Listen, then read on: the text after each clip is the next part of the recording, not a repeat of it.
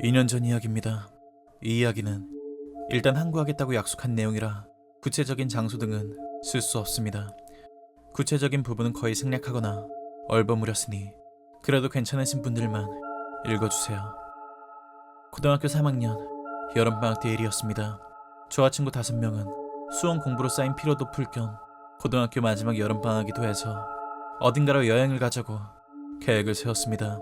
다만 이미 여름방학이 시작된 터라 관광지는 어딜 가나 대기자 명당 같은 상태였고 숙박할 곳을 찾는데 애를 먹었습니다. 그러다가 겨우겨우 긴 기지방에 고원 같은 관광지에 있는 펜션에 아직 빈 방이 있다는 정보를 인터넷에서 찾아냈고 뭐 떠들어도 불만이 들어오지 않는다면 어디든 좋지 하고 즉석에서 그곳으로 결정했습니다. 여행 당일 이른 아침에 출발해 점심 전에 현지에 도착했는데 거기서 좀 문제가 생겼습니다. 어쩐 일인지 여행사 측과 펜션 관리조합 사이에 전달 착오가 있었던 모양이었습니다. 저희는 오늘부터 2박 3일로 예약했는데 펜션 측에는 오늘부터 3일 후에 숙박 예정이라고 전달되어 지금은 만실이고 하나도 빈 방이 없다는 것이었습니다. 저희는 여기까지 왔는데 그게 말이 되냐며 불만을 표하자 처음에 산아래 마을에 있는 호텔 등을 소개해 주었지만 저희는 단순히 관광을 온 것이 아니라 한밤중에 시끄럽게 떠들어도 불만이 들어오지 않을 장소가 조건이었기 때문에 상당히 물고 늘어졌습니다. 그러자 펜션 직원이 그럼 잠깐만 기다려달라며 휴대폰으로 어딘가에 전화를 걸기 시작했습니다.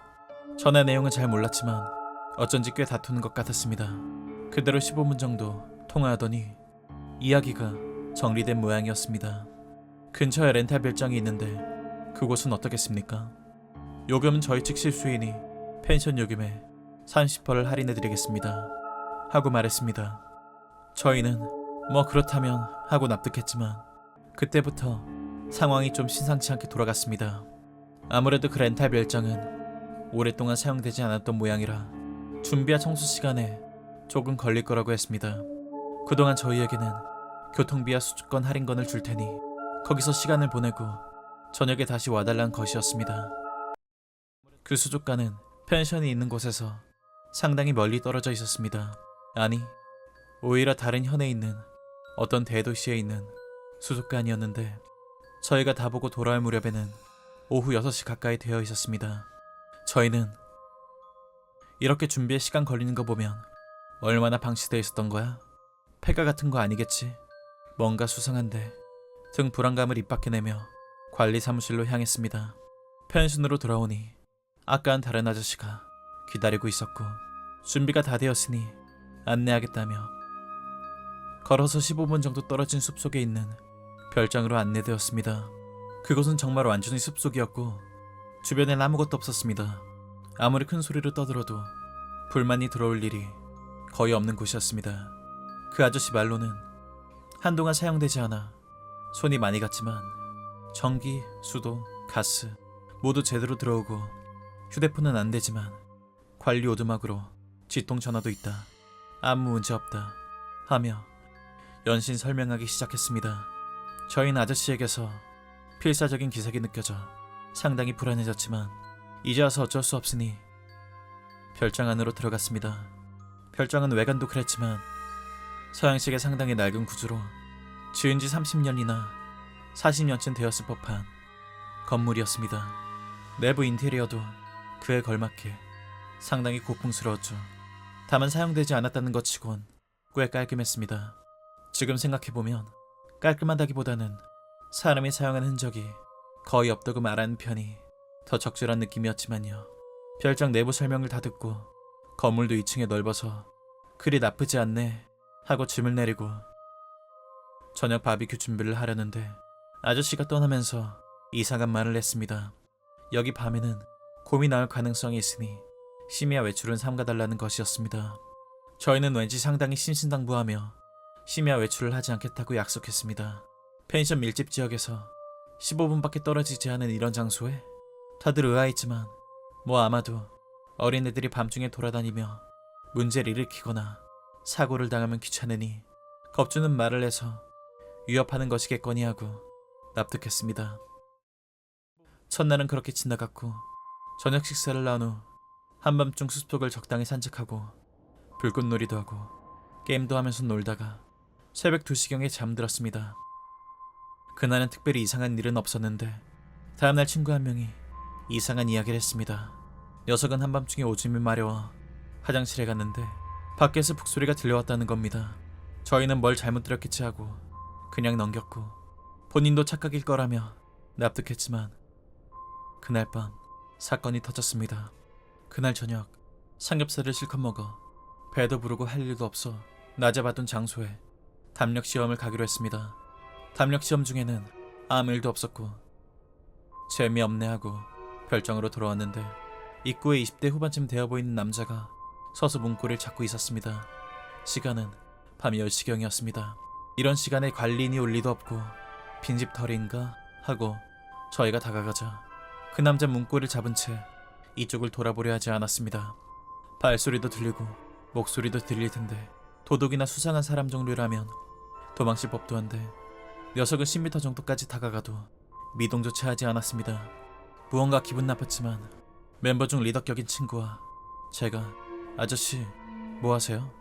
하고 다가가 남자 바로 앞까지 갔는데도 움직일 기색이 없었습니다. 진전이 없을 것 같아 친구가 안 들리는 거예요? 하고 녀석의 팔을 잡아당겼습니다. 그 순간 저와 친구는 으아! 하고 큰 소리를 지르며 뒤로 물러섰습니다. 왜 물러섰냐면 녀석의 팔을 친구가 당겼을 때 그 팔의 손목에서 10cm 정도 위쪽이 마치 고무처럼 흐물흐물하게 관절이 아닌 곳에서 꺾였기 때문이었습니다. 무슨 일인가 싶어 다른 친구들도 다가왔는데 그때서야 남자가 이쪽을 돌아봤습니다. 겉모습은 평범했지만 눈은 어딜 보는지 잘 모르겠는 초점이 풀린 상태였고 입은 축 늘어져 침을 흘리고 있었습니다. 그때서야 깨달았는데 옷차림도 상당히 너덜너덜해서 아무리 봐도 평범한 사람으로는 보이지 않았습니다. 저희가 멍하니 남자를 보고 있자 남자는 저희가 아예 보이지 않는 것처럼 그대로 비틀거리며 숲속으로 사라져버렸습니다. 저희는 너무 엄청난 일에 동요하여 한동안 그 자리에 움직이지 못했습니다. 하지만 그대로 서 있을 수도 없어 우리는 문득 정신을 차리고 서둘러 별장 안으로 들어가 문을 잠갔습니다. 그러고는 전원이 실내의 모든 문 잠금 장치를 확인했고 그것이 끝나자 거실로 모였습니다. 그리고 모두 뭐야 저거? 유령인가? 근데 만졌잖아. 저 팔 꺾이는 방식 말도 안 돼. 패닉 상태로 흥분하며 이야기하고 있는데 이번엔 밖에서 하고 희미하게 북소리가 들려왔습니다. 그 소린 느리지만 이쪽으로 다가오고 있는 것 같았고 저희는 모두 입을 다물고 귀를 기울이며 소리가 나는 쪽에 집중했습니다. 소리가 정원 근처까지 다가왔을 때 불안감이 최고조에 달한 저는 참지 못하고 거실 커튼을 열어 밖을 봤습니다. 그러자 어둠 속이라 잘 보이지 않았지만 무언가 거대한 구형의 것이 굴러오면서 이쪽으로 다가오는 것이 보였습니다. 북소리 같은 소리는 그 구형 물체에서 나는 것 같았고 하고 소리가 나면 구르고 다시 하고 소리가 나면 멈췄습니다. 그것을 반복하며 큰 길에서 별장으로 향하는 길을 느릿하게 이쪽으로 다가오고 있었습니다. 크기는 5에서 6m 정도 되었던 것 같습니다. 다른 친구들도 창밖을 본 채 움직이지 않는 제가 신경 쓰였는지 모두 창가로 와서 그것을 보고 있었습니다. 한동안 모두 말없이 그 모습을 보고 있었는데 어둠 속이라 잘 알 수 없어 정체를 파악할 수 없었고 아무도 한마디도 하지 않고 계속 그것을 응시하고 있었습니다. 그러다가 꽤 가까이 다가왔을 때 그것이 현관 근처까지 왔고 현관에 달린 방범등이 켜졌습니다. 그 순간 저는 뭐야 저거 장난 아니야 하고 허둥지둥 커튼을 닫았습니다. 커튼을 닫기 전 한순간 불빛이 비친 그것은 뭐라고 표현해야 할까, 수많은 사람의 덩어리라고 해야 할 것 같은 물체였습니다. 남녀노소 다양한 사람들이 아까 그 남자처럼 입을 벌리고 침을 흘리며 어딜 보는지 알 수 없는 초점이 풀린 눈 상태로 관절 같은 것과는 상관없이 몸과 몸이 서로 얽혀 수십 명의 사람이 하나의 덩어리가 되어 굴러오고 있었던 것입니다. 저 외에 전원 그 사람 덩어리를 봤기 때문에 너무 엄청난 공포에 아무 말도 하지 못하고 저희는 거실 한 구석에 뭉쳐앉아 덜덜 떨면서 어떻게 된 거야? 뭐야 이거? 불안감을 토로했습니다. 한동안 그러고 있자 북소리 같은 쿵 소리가 들리지 않게 되었습니다. 그것이 사라졌는지 아닌지 모르는 저희는 그대로 거실 한 구석에 가만히 있는데 이번엔 현관 쪽에서 하고 격렬하게 문을 두드리는 소리가 들려왔습니다. 저는 공포와 불안의 패닉 상태로 귀를 막았고 다른 친구들도 모두 귀를 막고 필사적으로 현재 상황을 견디고 있었는데 한동안 지나자 이번엔 건물 곳곳에서 하고 창문이든 벽이든 여기저기를 많은 사람이 마구잡이로 두드린 소리가 들려왔습니다. 더 이상 견딜 수 없게 된 친구는 전화하자. 관리사무소 직통 전화 있었잖아. 그걸로 도움을 부르자고 말했습니다. 저희는 그제야 그 사실을 깨닫고 서둘러 현관 쪽에 있는 전화로 달려갔습니다. 제가 수화기를 들고 직통이라고 쓰인 버튼을 누르자 두세 번의 신호음 후 별장까지 안내해준 아저씨가 전화를 받았습니다. 아저씨에게 필사적으로 상황을 설명하자 아저씨가 혼잣말처럼 설마 아직도 나오다니 하고 중얼거린 후 설명은 나중에 하고 거실에 신단이 있지. 거기에 부적이랑 셀로판 테이프가 들어있으니까. 그 부적을 문에 붙이고 기다려 라고 말했습니다. 저희는 무슨 뜻인지 이해하지 못했지만 다른 해결책도 없어 어쨌든 거실로 돌아가 신단을 찾기로 했습니다. 신당은 방 한 구석 천장 근처에 있었습니다. 의자를 사용해 안을 들여다보니 확실히 부적과 셀로판 테이프가 들어있었습니다. 저희는 서둘러 그것을 꺼내 현관과 거실 입구의 문과 창문에 부적을 붙였습니다. 창문에 부적을 붙일 때 되도록 밖을 보지 않으려 했지만 한순간 밖을 보고 말았습니다. 그러자 파르스름한 팔 몇 개가 창문을 마구 두드리는 것이 보였고 게다가 팔 너머에 아무리 생각해도 팔에 위치한 부자연스러운 형태로 사람 얼굴이 보였습니다. 그 얼굴은 역시 다른 사람 덩어리처럼 초점이 풀린 눈으로 입을 축 늘어뜨리고 있었습니다. 저는 밖에서 그것이 어떤 상태인지 너무 무서워서 생각하는 것조차 할 수 없었습니다. 얼마나 시간이 흘렀을까? 밖이 밝아오기 시작할 무렵 벽이나 문 창문을 두드리는 소리가 들리지 않게 되었습니다. 그래도 혹시 그것이 언제 나타날지 모른다는 생각에 움직일 수 없어 그대로 가만히 있는데 멀리서 차가 이쪽으로 다가오는 소리가 들리기 시작했습니다. 차가 정원에 멈추자 몇 사람의 발소리가 들려왔고 문 초인종을 누르는 소리와 함께 어이 괜찮아? 하는 목소리가 들려왔습니다. 저희는 살았다 하며 허둥지둥 밖으로 나가자 처음에 여길 예약해준 사람과 안내해준 아저씨 그리고 다른 아저씨 세 분이 와 있었습니다. 예약 담당자와 안내해준 아저씨가 미안한 표정으로 정말 미안하다. 이제 괜찮을 줄 알았어. 자초지종을 설명할 테니 어쨌든 짐을 싸서 와. 쓰레기 같은 건 그대로 두고 라고 말했고 저희는 그 말대로 별장을 나왔습니다. 차에 태워져 우린 신사로 안내되었습니다. 함께 온 아저씨 세 분은 그 신사의 관계자인 것 같았습니다. 저희는 안도감에 긴장이 풀리고 살았단 마음도 있었지만 그 이상으로 분노가 치밀어 올라 왜 그런 곳에 묵게 한 거예요? 하고 화를 냈습니다. 그러자 신사의 신주 같은 분이 이런 이야기 시작했습니다.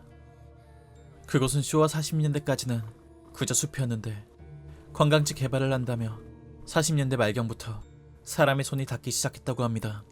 그래서 순조롭게 개발이 진행되었는데 그 별장을 지은 쇼와 50년대 초반부터 이상한 일이 일어나기 시작했다고 하더군요. 별장이 원인인지 개발 자체가 원인인지는 지금도 모른다고 하지만 어쨌든 그 북소리와 사람 덩어리가 그때부터 출몰하기 시작했고 첫 번째 별장 주인과 다음 주인은 거기 묵다가 실종되었다고 합니다. 그래서 매물로 나와 지금의 관리조합이 소유하는 렌탈 별장이 되었지만 그 후로도 몇 번이나 그 사람 덩어리 나타났고 피해자는 나오지 않았지만 목격자들로부터 엄청난 불만을 들었기에 신주분이 10년 정도 전에 테마의식을 했다고 했습니다.